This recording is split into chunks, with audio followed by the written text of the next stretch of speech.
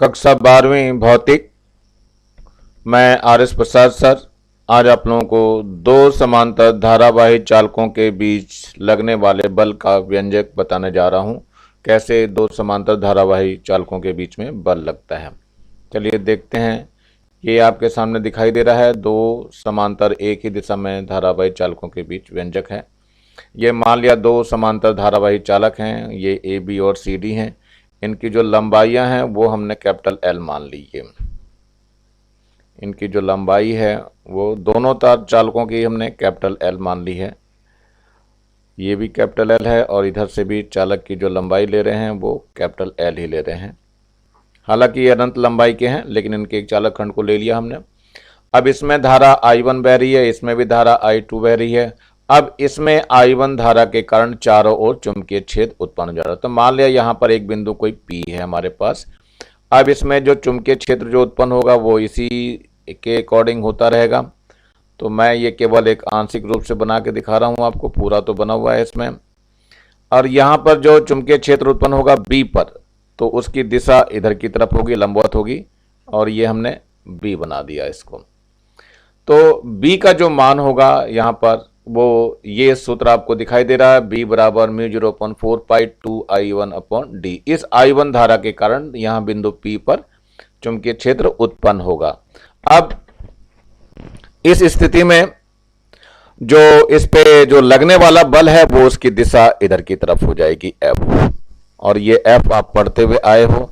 F बराबर होता है ILB sin थीटा। इसमें I जो है चूंकि I2 के कारण चलेगा, अब ये तो I2 यहाँ आ जाएगा, L अपनी जगह ही है, B अपनी जगह है, ये जो निकल के आया, और थीटा यहाँ पे 90 डिग्री रहेगा। चूंकि ये 90 डिग्री रहता है तो थीटा का मान 90 रख दीजिए इसमें, और B का मान ऊपर रख दीजिए, तो थीटा बराबर 90 डिग्री। सो B का मान रखा जाए तो B बराबर कितना हो जाएगा, ये हो जाएगा, F का सूत्र निकालना है ना हमें, तो F बराबर लेंगे, F बराबर हो जाएगा I2 L, B का मान रख दीजिए ऊपर से μ0/4π और 2I1/d, और ये I2 थी धारा, और साइन 90 डिग्री हो जाएगा। साइन 90 का मान तो 1 होता है। अब इसमें ये L को इधर ले आते हैं तो F बटे कैपिटल L कर दीजिए। यहाँ जो मान आ जाएगा μ0 ये 2 से 2 कट जाएगा, तो यहाँ 2π बच जाएगा, और इधर जो बचेगा वो I1 बच जाएगा इंटू I2 बच जाएगा अपॉन d हो जाएगा, साइन 90 का मान 1 हो जाएगा। तो F बटे L बराबर कितना हो जाएगा, μ0/2π और I1 into I2 upon d। यही सूत्र है हमारे पास दो अनंत लंबाई के चालकों पर लगने वाला बल का। इसका मात्रक जो है वो न्यूटन प्रति मीटर होगा। अब इसमें कुछ चीजें खास हैं, वो ये कि धारा एम्पियर की जो परिभाषा दी जाती है वो इसी सूत्र से दी जाती है। तो हम परिभाषा की तरफ बढ़ते हैं कि ये परिभाषा कैसे दी गई है। तो अभी आपको एक सूत्र बताया, F बटे L बराबर कितना था, μ0/2π और I1 into I2 upon d। ये मैंने सूत्र भी बताया था जो कि इधर की तरफ लिखा हुआ था। कहां पे था ये सूत्र, ये सूत्र था आपका। तो सूत्र मैंने इसमें बताया था, इसमें ध्यान रखना μ0/4π का जो मान होता है वो 10⁻⁻7 होता है, और अगर हमने μ0/2π कर दिया तो 2 इधर पहुंच जाएगा, 2 इंटू 10⁻7 हो जाएगा। तो इसी को देखते हैं कैसे क्या हुआ।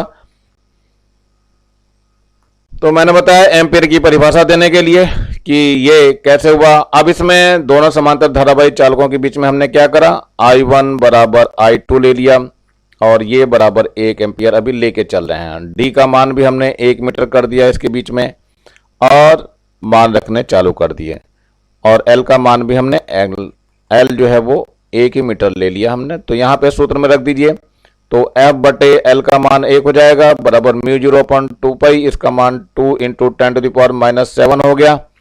I1 का मान 1 है, I2 का मान 1 है और बटे D का मान भी 1 ही है। तो F का जो मान आ जाएगा वो 2 गुणा 10 की घात -7 न्यूटन आ जाएगा। यानी इतना बल लगता है तो वो 1 एम्पियर बहने वाली धारा कहलाएगी। यही इसमें लिखा हुआ है। निर्वात में रखे दो समांतर धारावाही चालकों में समान विद्युत धारा प्रवाहित हो रही है। उनके बीच की दूरी 1 मीटर है। यदि चालकों के मध्य लगने वाला बल 2 गुणा 10 की घात -7 न्यूटन प्रति मीटर हो, प्रति मीटर इसलिए चूंकि मैंने इसको 1 मीटर ले लिया था, हो तो चालकों में बहने वाली विद्युत धारा का मान 1 एम्पियर होगा। ये एम्पियर की अंतरराष्ट्रीय परिभाषा है, तो ये एग्जाम में बहुत ज्यादा पूछी जाती है, इसलिए इसको भली भांति तैयार करेंगे। अब एक चित्र और दिखाई दे रहा है आपको कि ये जो धारा की दिशा है उसके अनुसार कब आकर्षण और कब प्रतिकर्षण बल का मान कार्य करेगा। तो फ्लेमिंग के बाएं हाथ के अनुसार जो है इन पे काम करना चालू होता है। जरा देखिए इसमें ध्यान से, इसमें दोनों में धारा की दिशा समान है। यहां पर देखिए दोनों में धारा की दिशा समान, ये आई ऊपर की ओर बह रही है, यहां पर भी विद्युत धारा आई ऊपर की ओर बह रही है। तो इसके कारण इन दोनों के मध्य क्या होता है, आकर्षण बल कार्य करता है। ठीक ऐसे ही इसमें देखिए, इसमें जो धारा की दिशा है वो विपरीत है। इसमें धारा की दिशा आई जो जा रही है इधर की तरफ जा रही है, और लेकिन इसमें धारा की दिशा इधर नीचे की तरफ है। तो इनके बीच में जो है प्रतिकर्षण बल का काम करता है। ये प्रतिकर्षण बल लगता है, इसलिए एक दूसरे से दूर भाग जाते हैं। और ये हमेशा ध्यान रखना फ्लेमिंग के बाएं हाथ के नियमानुसार लगता है। तो बाएं हाथ आप लोगों को याद करना पड़ेगा। ये फ्लेमिंग के बाएं हाथ के नियम से है।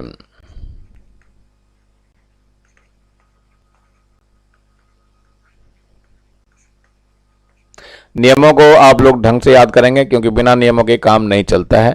तो ये था आपका समांतर धारावाही चालकों के मध्य जो बल लगता है, वो इसमें यही दिया हुआ है। देखो ऊपर लिखा हुआ है, यदि दोनों चालक तारों में विद्युत धारा की दिशा समान है तो फ्लेमिंग के बाएं हाथ के नियमानुसार CD पर AB की दिशा में बल लगेगा, अर्थात दोनों चालकों पर तार एक दूसरे को आकर्षित करेंगे।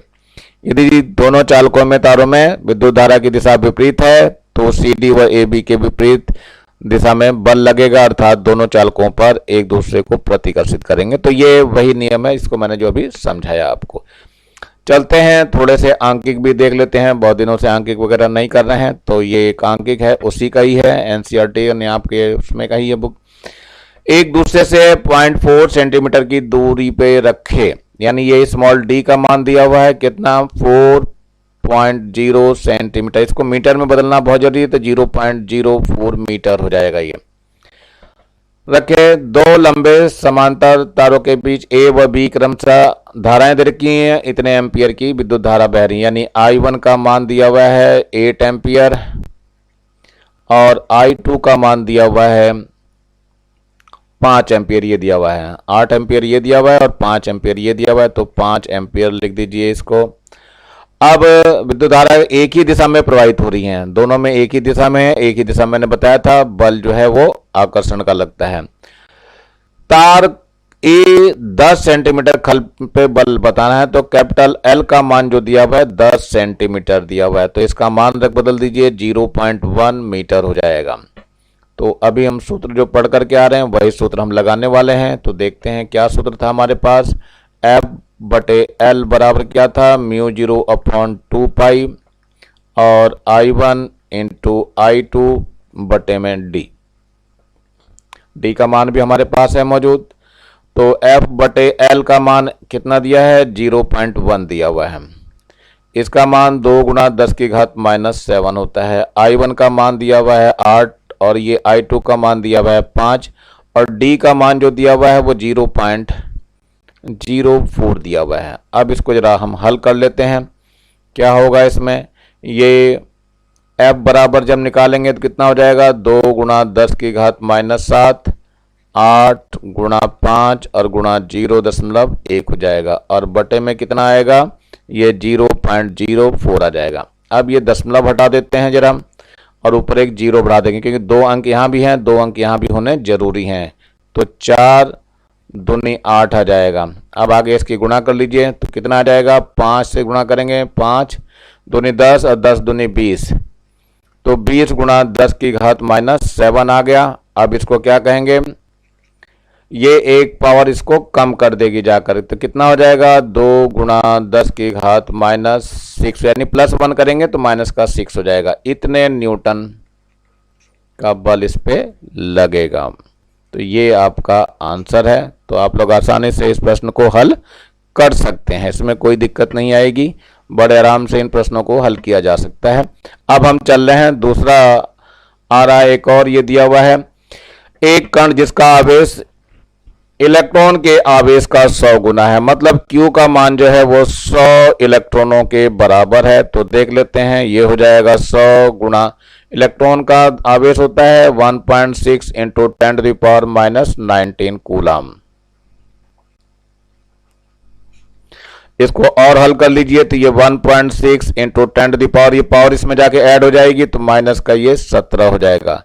जोड़ते ही प्लस का 2 होगा, तो ध्यान रखना ये माइनस के 17 में, यानी 2 और कम हो जाएगा, माइनस में जोड़ रहे हैं इसलिए कम दिखाई देगा आपको। तो Q बराबर 1.6 10⁻⁻17 100 गुना है, और 0.8 मीटर की त्रिज्या के वृत्तीय पथ पे, यानी त्रिज्या का मान, यानी A का मान या R का मान, A कह लो या R कह लो, मर्जी है आपकी।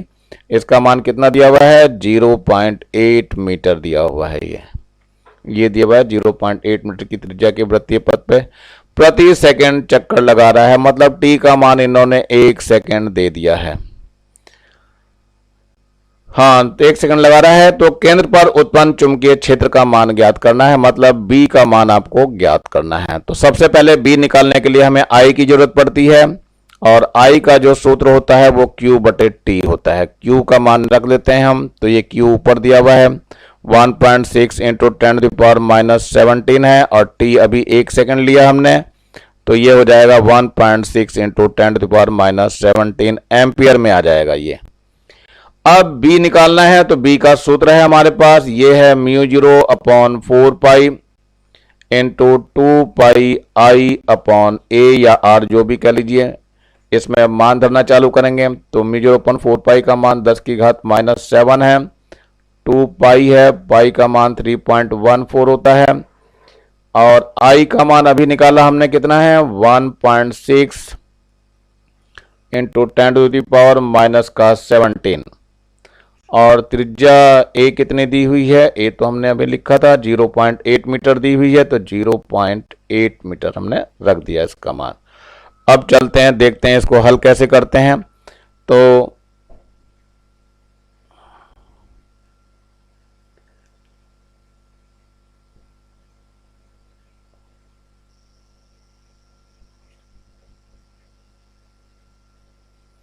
रखिए मान जरा कितना आएगा, ये आ जाएगा आपका कितना, ये पॉइंट से पॉइंट हट जाएगा, और ये 8 दूनी 16 हो जाएगा, तो कितना आ जाएगा, गुणा कर दीजिए, इसमें 4 हो जाएगा ये तो हो गया 4 गुणा 3.14 इंटू 10⁻⁻, का 7, और ये माइनस का कितना हो जाएगा, ये 24 हो जाएगा। तो 4 से इसमें गुणा कर दिए, 4 चौक 16 हो गया, 4 एकम 4 और 1 5 हो गया, और 4 तियां 12, और गुणा 10 की घात -24, या इसको कह लो 1.256 इंटू 10⁻, कितना हो गया 23। ये आंसर जो है वेबर प्रति मीटर स्क्वायर में आएगा, तो इसका मात्रक आप लोग लिख सकते हो वेबर प्रति मीटर स्क्वायर। तो ये आंसर हो गया इसका। चलते हैं थोड़े अगले प्रश्न पे। क्या हुआ अगले प्रश्न में, ये आपको दिया हुआ एक साइक्लोट्रॉन का, एक साइक्लोट्रॉन दोलित की आवृत्ति 10 हर्ट्ज है, यानी ये F का मान दे रखा है 10 हर्ट्ज, यानी कि ये तो मात्रक है इसका हर्ट्ज आवृत्ति का। प्रोटॉन को त्वरित किया जा रहा है, तो प्रोटॉन मतलब उस पर जो आवेश है और उसका जो द्रव्यमान है वो दोनों पता होना चाहिए। द्रव्यमान तो दे रखा है इन्होंने 1.67 इंटू 10⁻⁻27 kg, और इस पे जो आवेश दिया हुआ है Q बराबर इलेक्ट्रॉन के बराबर हो जाएगा, और ये है 1.6 इंटू 10⁻⁻19 कूलम। अब क्या होगा, इसको त्वरित करने के लिए आवश्यक चुंबकीय क्षेत्र को बताना है, यानी B बताना है आपको, B कितना लगेगा। चलिए देखते हैं। तो हमारे पास F का जो सूत्र होता है फ्रीक्वेंसी वाला, वो होता है QB/2πm। 2πm हो गया इसमें, अब इसमें मान रखना है हमें निकालना है बी, तो बी का मान कितना हो जाएगा 2πmf/q। तो रख दीजिए मान इसमें 2 का मान है 3.14 और m का मान अभी हमने बताया कितना है, ये है 1.67 इंटू 10⁻⁻27 और बटे में q का मान, f का मान ऊपर आना चाहिए था फ्रीक्वेंसी का। चलिए फ्रीक्वेंसी को पहले रखते हैं हम।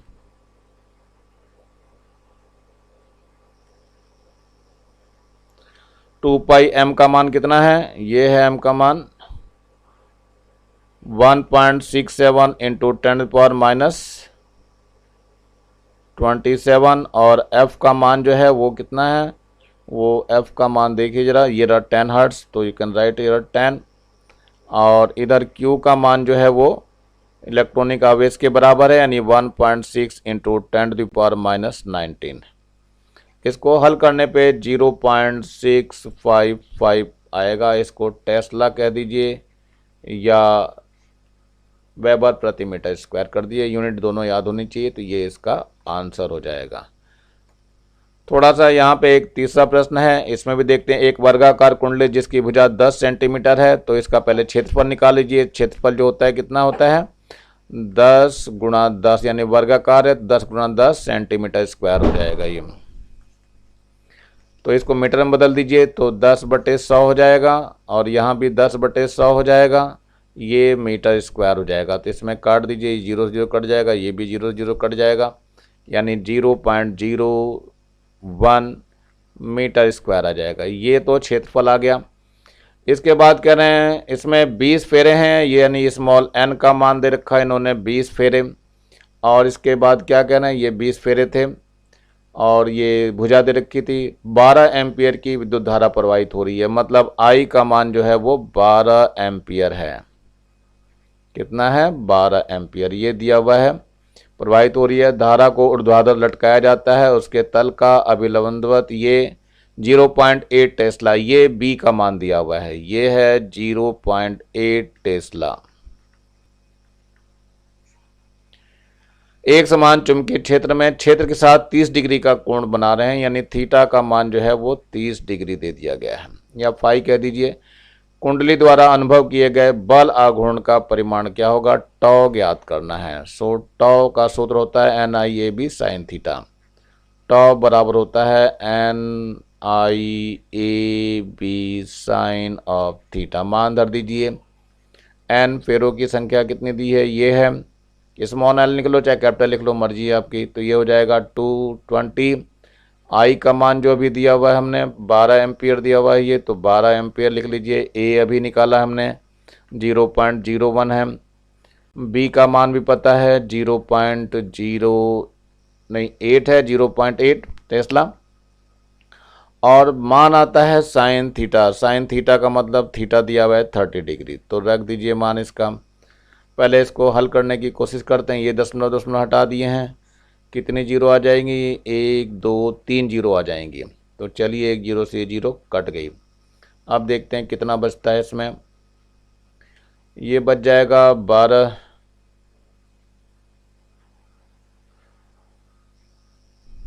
ये बच जाएगा, कितना बचेगा भाई। अब जो बच गया उन सबको लिख लेते हैं पहले, लिखने के बाद फिर देखते हैं क्या बचा। ये 2 गुणा 12 और गुणा ये बचा 8 और बटे में कितना है, ये 100 है। और ये यहाँ पर साइन थीटा का मान जो है यानी 1/2 इसका मान रख दिया जाएगा।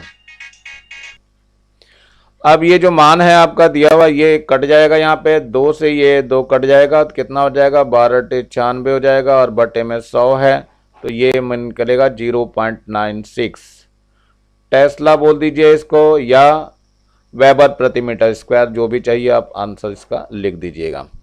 चलिए थोड़ा सा आगे की तरफ बढ़ते हैं। ये एक और प्रश्न दिया हुआ है। एक धारामापी का प्रतिरोध, धारामापी का प्रतिरोध जो है वो कैपिटल G से दिखाया जाता है और ये जो दिया हुआ है ये 50 ओम दिया हुआ है। जब उसमें इतने एम्पीयर की धारा प्रवाहित होती है तो पूर्ण स्केल विक्षेप प्राप्त होता है, इसको हम IG बोलते हैं। IG बराबर है 0.01 एम्पीयर। यानी कम ही धारा ये ले सकता है। धारा मापी के पूर्ण स्केल प्राप्त होता है। धारा मापी को 5 एम्पियर परास का बनाना है, यानी आई जो है अब इसमें से 5 एम्पियर गुजारने चाह रहे हैं, तो क्या करना पड़ेगा उसके लिए। तो पहले हम अमीटर वाली ही बात कर लेते हैं। तो अमीटर के लिए सूत्र जो होता है वो आई जी बराबर होता है आई इंटू एस और एस प्लस जी, ये सूत्र होता है। तो देखते हैं जरा कैसे कैसे सूत्र निकल के आता है, कैसे करते हैं। तो हमें शंट लगाना पड़ेगा, शंट का ही मान निकालना है। तो आई जी का मान देखो यहाँ पे ध्यान से 0.01 दिया हुआ है, आई का मान 5 एम्पियर दिया हुआ है, एस हमें निकालना है और एस निकालना है। कैपिटल जी का मान हमें दिया हुआ है, कितना दिया हुआ है कैपिटल जी का मान 50 दिया हुआ है, तो ये 50 लिख लेते हैं। चलते हैं जरा इधर उधर कर लेते हैं। तो ये s प्लस 50 हो गया बराबर कितना हो जाएगा 5 गुणा एस और बटे में 0.01 इधर ले आया मैंने। तो ये हटाया इसको, तो ऊपर तो ये 100 आ जाएगा, तो ये 500 हो जाएगा। तो s प्लस 50 बराबर हो जाएगा 500s। तो इसको इधर ले आओ, तो 500s माइनस s हो जाएगा बराबर 50। इसमें से घटाएंगे तो ये 499s बच जाएगा बटे 50 हो जाएगा। तो s बराबर कितना हो जाएगा 50 बटे 499, ये लगभग 500 ही है। तो जो ये भाग देने पर आ जाएगा ये आएगा आपका 0.1 ओम का लगाना पड़ेगा शंट, यानी इतने कम का प्रतिरोध लगाना पड़ेगा। अब ये पूछ रहे हैं 5 वोल्ट परास के वोल्ट मीटर में कैसे बदलेंगे। तो वोल्ट मीटर को भी देखते हैं हम कैसे बदलते हैं। वोल्ट मीटर के लिए भी थोड़ी सी जगह ले लेते हैं। तो वोल्ट मीटर में वास्तव में प्रतिरोध का गेम होता है। तो प्रतिरोध कैसे चलाते हैं, इसमें प्रतिरोध R और कैपिटल G दोनों लगे हुए हैं और ये जो निकलता है V/IG से निकलेगा। ठीक है, सूत्र V का मान इन्होंने कितना दिया है, V बराबर 5 वोल्ट दिया हुआ है, ये आपको दिखाई दे रहा होगा। चलिए रखते हैं। R का मान तो हमें निकालना है, ये उच्च प्रतिरोध लगाया जाता है। G का मान दिया हुआ है 50 ओम और V का मान दिया है 5 वोल्ट। IG का मान हमें पहले से ही पता है 0.01, पॉइंट हटाएंगे तो ऊपर 2 जीरो लग जाएगी और इसमें R का मान निकालेंगे तो ये 500 है माइनस का ये 50 हो जाएगा बराबर कितना हो जाएगा 450 ओम का उच्च प्रतिरोध लगाना पड़ेगा। ये श्रेणी क्रम में लगता है, ध्यान रखना। आंसर है ये, तो मेरे ख्याल से समझ में आ गया होगा। और ये शंट जो लगता है वो समांतर क्रम में लगता है, ये भी चीज आपको पता होनी चाहिए। समांतर क्रम में इतने ओम का शंट लगाएंगे, ठीक है।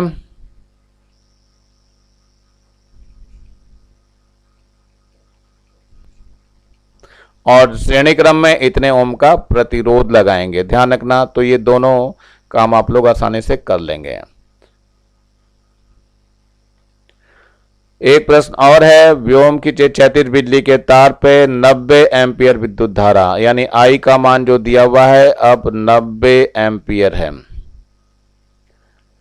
पूर्व से पश्चिम की ओर प्रवाहित हो रही है। तार में 1.5 मीटर नीचे विद्युत धारा के कारण आर का मान दिया है 1.5 मीटर।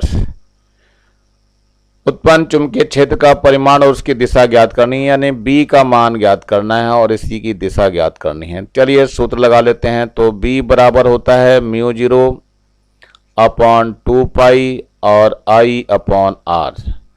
तो μ0/2π का मान होता है 2 गुणा 10 की घात -7 और I का मान जो होता है दे रखा है इन्होंने 90 एम्पियर और R का मान अभी दिया है 1.5। तो ये दशमलव बटा देंगे, यहाँ पे एक जीरो बढ़ जाएगी।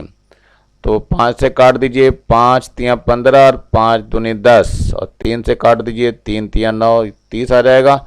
तो 3 2 दूनी 4 तिया 12, यानी ये 120 हो गया गुणा 10 की घात -7 हो गया। तो इसको सही करेंगे तो 1.2 इंटू 10 टू दी पावर -5 हो जाएगा। इसको टेस्ला कह दीजिए या वेबर प्रति मीटर स्क्वायर बोलते हैं इसको, ये दोनों में से कोई सा भी मात्रक ले सकते हैं। अब इसमें आता है चुंबकीय क्षेत्र का दिशा बताने। तो दिशा जो है इसमें देख लीजिए कौन कौन सी लगाई गई है। ये पूर्व पश्चिम में है, विद्युत धारा पूर्व पश्चिम में है और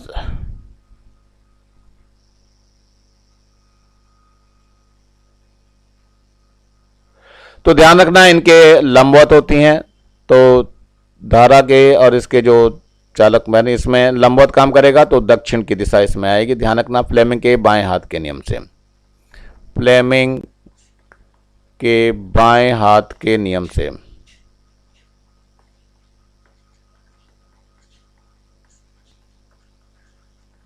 दिशा क्या होगी? दक्षिण की ओर होगी।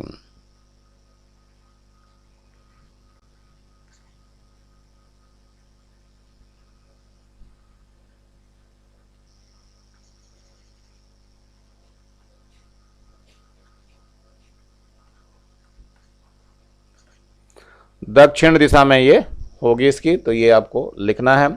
आज मैं इतना ही रहने दे रहा हूँ, और मेरे वीडियो को सब्सक्राइब करिएगा और शेयर करिएगा ज़्यादा से ज़्यादा, जिससे ज़्यादा बच्चों का फ़ायदा हो सके। धन्यवाद। आपका दिन मंगलमय हो। इसी के साथ मैं आर एस प्रसाद सर आज समाप्त करता हूँ।